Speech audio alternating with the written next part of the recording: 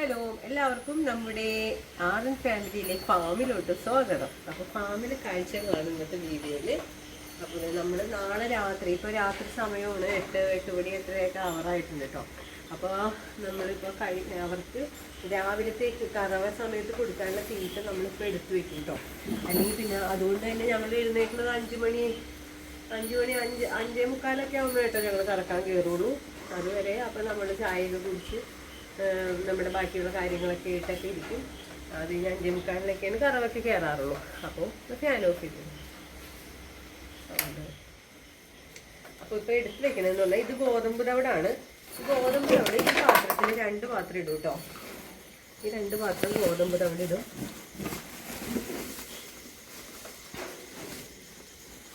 പിന്നെ നമ്മളിടുന്നത് അങ്ങനെ എല്ലാ പാത്രത്തിലും നമ്മൾ ഈ 2 പാത്രം വെച്ചിട്ട് വെക്കും.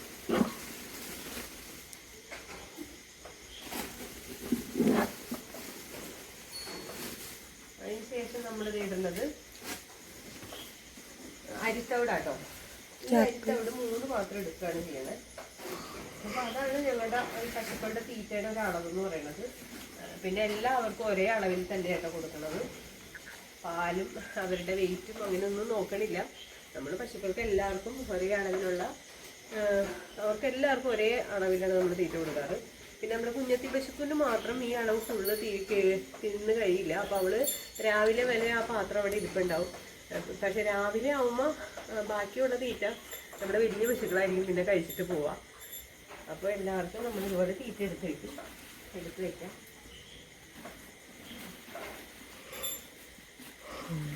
ചാക്ക് ഇങ്ങനെ മടക്കി വെക്കുന്നേ, ചാക്ക് മടക്കി വെക്കാം.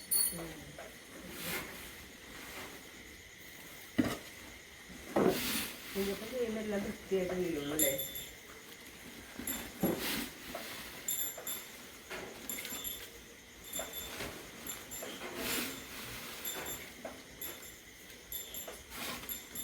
ഇതുപോലെ എല്ലാ പാത്രവും നിരത്തി വെച്ചിട്ട് ഒറ്റയടിക്ക് നമ്മുടെ പണി കഴിയും കേട്ടോ.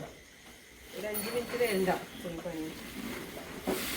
പിന്നെ നമ്മുടെ വേറെ ഒരു ഇതും കൂടി നമ്മുടെ തീറ്റയിൽ ഇടുന്നുണ്ട്. നമുക്ക് കുറച്ച് ചിലവ് കൂടിയ തീറ്റയാണ്. അതുകൊണ്ട് തന്നെ അതിൻ്റെ ഒരു അളവ് കുറച്ച് ക്വാണ്ടിറ്റി കുറവായിട്ടായിട്ടോ.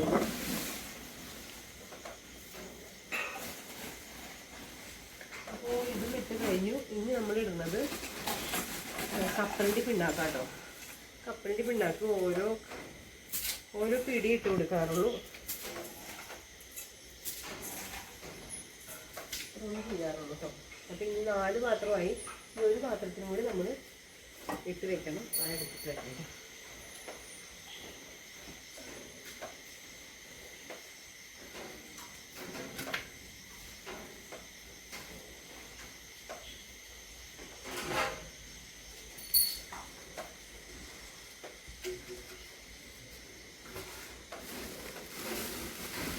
കത്തിക്ക്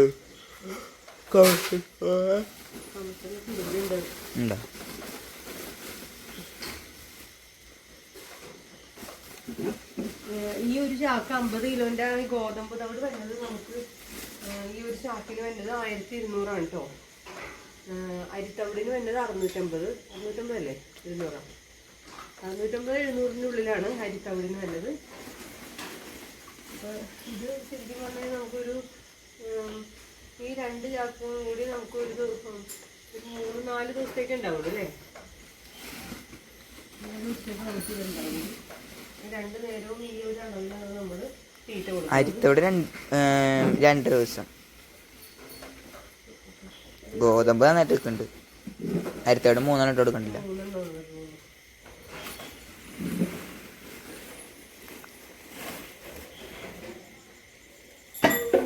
ഇതിങ്ങനെ എടുത്ത് വെച്ചിട്ട് കഴിഞ്ഞ് കഴിഞ്ഞാൽ നമ്മുടെ പണി കുറഞ്ഞു. നമുക്ക് പിന്നെ രാവിലെ നമ്മുടെ പണി വേഗം തുടങ്ങാം. പിന്നെ ഇവരുടെ എന്ന് പറയുന്നത് ഇവരെ കുളിപ്പിക്കണില്ല നമ്മൾ. ഇവരുടെ ചാണകം ഇതുപോലെ തന്നെ മാറ്റി കളയും. ഇതേമാതിരി തന്നെ നീറ്റായിട്ടായിരിക്കും കേട്ടോ രാവിലെ നമ്മുടെ ഫാം കിടക്കണേ. ഇതിന് മുന്നുള്ള വീഡിയോസ് കണ്ടവർക്കറിയാം. നമ്മുടെ ഫാം രാവിലെ മോർണിംഗിലുള്ള ഒരു വീഡിയോ ഞാൻ കാണിച്ചിട്ടുണ്ട്. അതും നല്ല ഇതേമാതിരി തന്നെ നീറ്റായിട്ടായിരിക്കും കിടക്കണേ. പിന്നെ നമ്മൾ കറവയ്ക്ക് ഇരിക്കുമ്പോൾ നമ്മൾ വെള്ളം ഒഴിച്ച് അകിടൊക്കെ കഴുകും. അപ്പം മാത്രമാണ് നമ്മുടെ ഫാമിൽ വെള്ളം വീഴുള്ളൂ. പിന്നെ അവർ മൂത്രം ഒഴിക്കണമെങ്കിലും കറക്റ്റ് അവരുടെ ബാക്കിൽ നിന്ന് ഒഴുകി ആ ഒരു ചാല് ഒഴുകി അങ്ങോട്ട് ഒഴുകി പോവും. പിന്നെ അതങ്ങോട്ട് ഫാൻ ഇടുമ്പോഴേക്കും പതുക്കെ അങ്ങോട്ട് ഉണങ്ങുകയും ചെയ്തോളും. അങ്ങനെയാണ് നമ്മുടെ ഫാമിലെ പനി എന്ന് പറയണത്. അപ്പം കുളിപ്പിക്കലൊന്നും ഇല്ലാത്തതുകൊണ്ട് തന്നെ നമുക്ക് പണി കുറവാണ്. ഇവരെ കറക്കണ സമയത്ത് നമ്മൾ തീറ്റ എടുത്ത് വയ്ക്കും, കറക്കും, പിന്നെ ഓരോ പശുക്കളെ പുറത്തോട്ട് കെട്ടും. അത്രേ ഉള്ളൂ നമ്മുടെ രാവിലത്തെ ഫാമിലെ പണികൾ. ഇതൊരു വലിയൊരു പണിയൊന്നുമില്ല, നമുക്കൊരു ചെറിയ വ്യായാമവുമാണ്, നമുക്ക് നല്ല പാല് കുടിക്കാം, ചെറിയൊരു വരുമാനവുമാണ്. അപ്പോൾ അതാണ് നമ്മുടെ ഒരു ഫാമിലെ പണികൾ. ഓക്കെ, ഫാമില് ഏറ്റവും അത്യാവശ്യമുള്ളൊരു സാധനം കേട്ടോ നമ്മുടെ ഈ ബൂട്ട്. നമുക്ക് 2 ജോഡി ബൂട്ടുണ്ട്. ഈ ബൂട്ട് ഇട്ടിട്ടുള്ള പരിപാടിയുള്ളൂ. ഫാമിൽ നമ്മൾ കറവയ്ക്ക് കയറി കഴിയുമ്പോൾ നമുക്ക് ഈ ബൂട്ട് അത്യാവശ്യമാണ്. എന്താ വെച്ച് കഴിഞ്ഞാൽ കൊതുക് കടിക്കും ശരിക്കും കേട്ടോ. വെട്ടം കുറവുണ്ടോ? ബൂട്ടൊന്ന് കാണിച്ചു കൊടുത്തേ. നല്ല വെയിറ്റ് കുറവാട്ടോ ഈ ബൂട്ടിന്.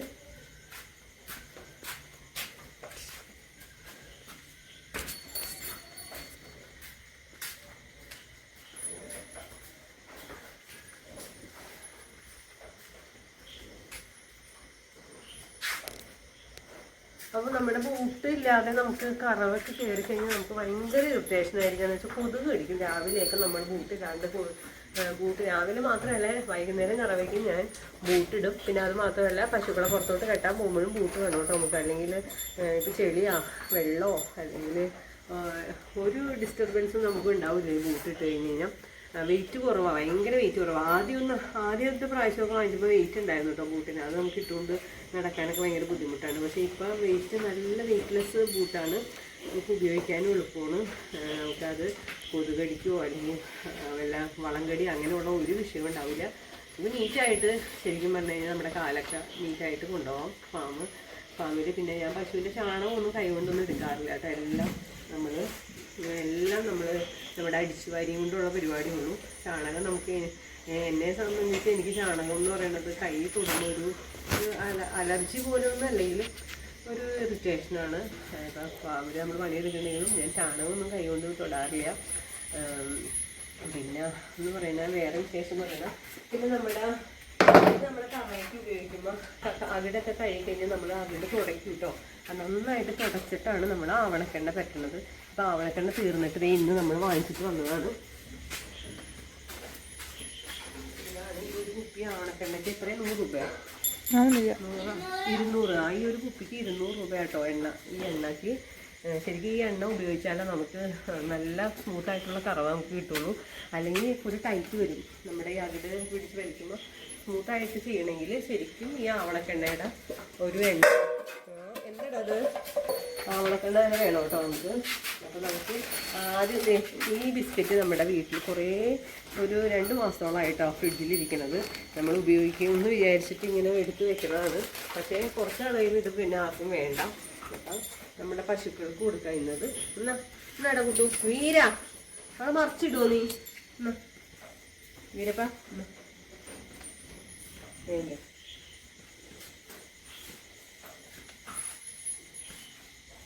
അക്കിയൊക്കെ വരുമ്പോഴേക്കും എനിക്ക് ഇവിടെ നേരില്ല. ഇവിടെ വേറെ കുട്ടികളുണ്ട് കഴിക്കാനായിരുന്നു. അപ്പോൾ നമ്മുടെ നന്ദിനി ഇപ്പം 3 മാസം ഗർഭിണിയാണ്. ചക്കര മോനാണ് കേട്ടോ. ഞങ്ങളുടെ ഒരു ശല്യം ഇല്ലാത്ത നല്ല മിടുക്കി മോളാണ് അല്ലേ നന്ദിനി? ഞങ്ങളുടെ ചക്കര മോളാണ്. എനിക്ക് ഏറ്റവും പ്രിയപ്പെട്ടതാണ് ഞങ്ങളുടെ നന്ദിനി കുട്ടി. പാവം പശു കേട്ടോ. കടിച്ച് എന്നെ കടിക്കില്ലേ? വേറൊരു സംഭവം ഉണ്ടായിട്ടോ. കഴിഞ്ഞ ദിവസം നമ്മുടെ ഭദ്ര കുറേ ദിവസങ്ങളായിട്ട് ഭദ്രയുടെ പുറത്തോട്ട് കെട്ടാറുണ്ടായില്ല. അപ്പോൾ പുറത്തോട്ട് അഴിച്ചപ്പോഴേക്കും ഭയങ്കര ഓട്ടമായിരുന്നു ഭദ്ര. ആ ഓട്ടത്തിൽ രജീഷേട്ടൻ അവിടെ ഒന്ന് വീണുപോയി. ഈ ഓട്ടത്തിൽ നമ്മൾ ആ ഒരു പുല്ലിൻ്റെ ഇടയിൽ കൂടി ഇങ്ങനെ നടന്നപ്പോൾ ഈ കപ്പ നട്ട ഈ കൂന പോലെ വയ്ക്കുമല്ലോ. അപ്പോൾ അതിൽ കൂടി നടന്നപ്പോൾ ജസ്റ്റ് ഒന്ന് രജീഷേട്ടൻ ഒന്ന് വീണപ്പോൾ ഇവളെ ഓടി വന്ന് രജീഷേട്ടൻ്റെ അടുത്ത് വന്ന് നിൽക്കുക. എന്താണ് പറ്റിയെന്ന് നമുക്ക് സംസാരിക്കാൻ അറിയാമെങ്കിൽ എന്നെ കടിക്ക് നീ എന്നെ പിടിച്ച് എന്നാ എൻ്റെ മടിയിൽ നിന്നോ, എന്നാലും കുഴപ്പമില്ല.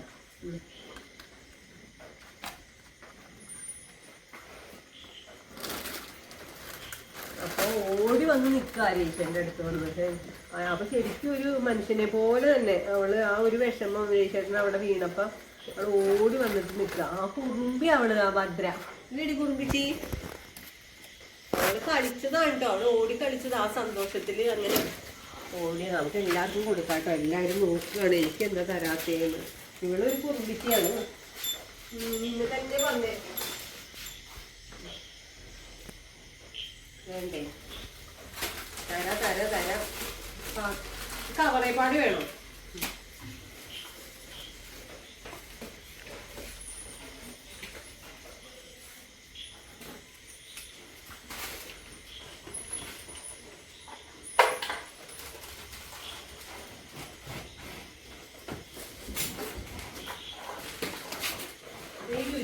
രുചി അങ്ങോട്ട് വലിയ ഇഷ്ടപ്പെട്ടു കൊണ്ട് അവൾ എഴുന്നേക്കാണ്. നിനക്ക് തരാം വേണ്ടേ.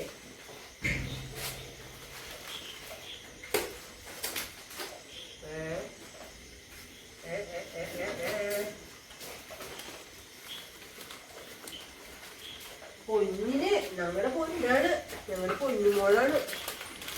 മോന് തരും, മോന് തരാതിരിക്കുവോ? കുഞ്ഞെത്തിമോനാണ് ഞങ്ങളുടെ കുഞ്ഞെത്തിമോൻ. പൊടിച്ചു തിന്നണേ.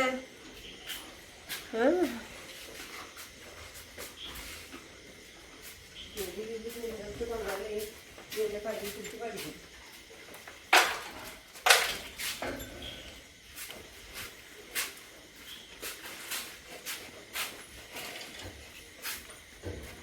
തീർന്നു പോയി, തീർന്നു. ഇന്ന് മറിച്ചിടോ? ഇന്നില്ല, തീർന്നു പോയി. ഇല്ലാണ്ട് ഇല്ല, എന്റെ കയ്യിലില്ല. എവിടെന്നാ തരാ? എവിടെയാ? ഇവിടെ ഇല്ല. ഇല്ലാടെ പൊന്നാ, ഇല്ലാത്ത സാധനം എങ്ങനെ തരാനാ? തീർന്നു പോയില്ലേ? തനിക്കിത് തന്നു, ഇനിയില്ല. തനിക്ക് ഏറ്റവും കൂടുതൽ തന്നെ.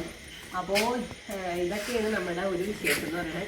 വൈകുന്നേരങ്ങളിൽ നമുക്ക് ഒന്ന് മൈൻഡ് റിലീഫ് ആക്കാൻ വേണ്ടിയിട്ടോ, അല്ലെങ്കിൽ റീഫ്രഷ് ചെയ്യാനല്ലേ.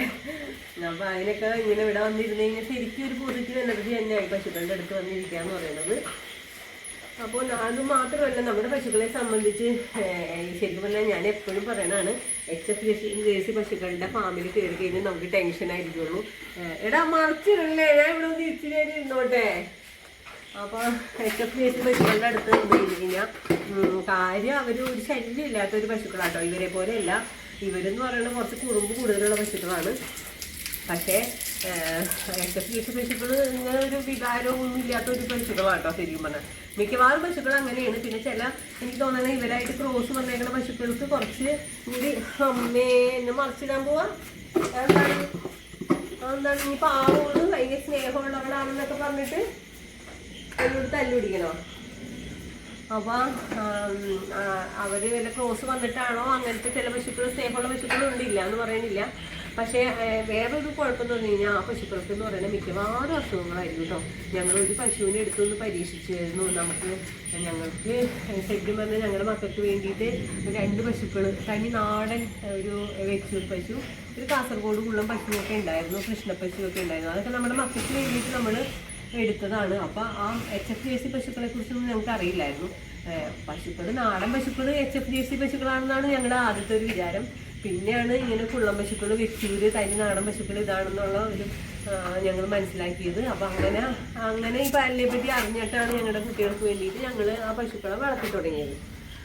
അപ്പം എന്ന് പറയുന്നത് അപ്പം ഈ പശുക്കളെ സംബന്ധിച്ച് നമ്മുടെ തനി നാടൻ പശുക്കളെ സംബന്ധിച്ച് യാതൊരുവിധ അസുഖങ്ങളും അവർക്കില്ല. പക്ഷേ ഈ HF ജേഴ്സി പശുക്കളെ വളർത്തിയവർ തന്നെ പറയണത് എന്താ വെച്ച് കഴിഞ്ഞാൽ, ശരിക്കും പറഞ്ഞാൽ സ്വന്തം മക്കൾക്ക് പോലും ഇതുപോലെ മെഡിസിൻ വാങ്ങിച്ചിട്ടില്ല, മെഡിക്കൽ സ്റ്റോറിൽ കയറിയിട്ടില്ല എന്നാണ്. അത്രമാത്രം മെഡിസിൻ ഈ പശുക്കൾക്ക്, HF ജേഴ്സി പശുക്കൾക്ക് വേണം. നമുക്ക് ഇപ്പോൾ 100 രൂപ ഒരു പാല് വിറ്റ് കിട്ടിക്കഴിഞ്ഞാൽ അതിനകത്ത് ഒരു ചെറിയൊരു ഉദാഹരണം പറയണതാണ്, അതിനകത്ത് 50 രൂപയും ഇവരുടെ മെഡിസിന് വേണ്ടിയിട്ട് ചിലവാകും. ശരിക്കും അത്രമാത്രം പല പല അസുഖങ്ങളാണ് ശരിക്കും. അതുമാത്രമല്ല, ഒരു പശുവിന് വന്നു കഴിഞ്ഞാൽ വേറെ പശുക്കൾക്കും പകരുന്ന രീതിയിലുള്ള അസുഖങ്ങളും ഉണ്ട് അവർക്കൊക്കെ. ഈ പശുക്കളെ സംബന്ധിച്ച് അങ്ങനെ ഒന്നുള്ള അസുഖങ്ങൾ ഒരു 90% കുറവാണ്. പിന്നെ വല്ല അസുഖങ്ങൾ വന്നവരുണ്ടാവും. പക്ഷെ നമ്മളെ സംബന്ധിച്ച് ഇതുവരെയായിട്ടും അങ്ങനെ കുഴപ്പങ്ങളൊന്നുമില്ല. കുട്ടികളാണെങ്കിലും നല്ല ആരോഗ്യത്തോടു കൂടി വളർന്നോളും, കുഴപ്പമൊന്നുമില്ല. അല്ലേടാ ശരിപ്പാ? അപ്പോൾ ഇതാണ് ഇന്നത്തെ ഒരു വിശേഷം എന്ന് പറയുന്നത്. അപ്പോൾ അടുത്ത വീഡിയോസായിട്ട് നാളെ കാണാം. Okay, bye bye.